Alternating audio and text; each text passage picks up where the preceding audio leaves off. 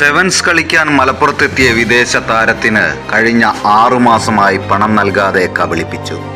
Ivory കോസ്റ്റിൽ നിന്നുള്ള കാങ്ക കൗസിയാണ് പരാതിയുമായി മലപ്പുറം SP-യെ സമീപിച്ചത്.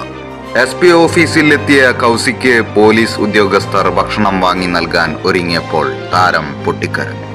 മഞ്ചേരി നെല്ലിക്കുത്ത് FC ക്ലബിന്റെ പേരിൽ കഴിഞ്ഞ ജനുവരിയിലാണ് ഐവറി കോസ്റ്റ് താരം കാങ്ക കൗസി മലപ്പുറത്ത് എത്തിയത്. ഏജന്റായ KP നൗഫലിന്റെ പേരിലാണ് രേഖകളെല്ലാം. ഓരോ മത്സരത്തിനും 2500 രൂപ വീതം നൽകാമെന്ന് സമ്മതിച്ചാണ് കേരളത്തിലേക്ക് വന്നതെന്നാണ് താരം പറയുന്നത്. എന്നാൽ സീസണിൽ ആകെ കളിപ്പിച്ചത് 2 മത്സരങ്ങളിൽ മാത്രം. വാഗ്ദാനം ചെയ്ത താമസ സൗകര്യവും ഭക്ഷണവും കിട്ടിയില്ല. വിസ കാലാവധി അടുത്ത മാസം 3-ന് തീരും. തിരിച്ചു പോകാനുള്ള ടിക്കറ്റ് പോലും നൽകുന്നില്ലെന്നാണ് പരാതി.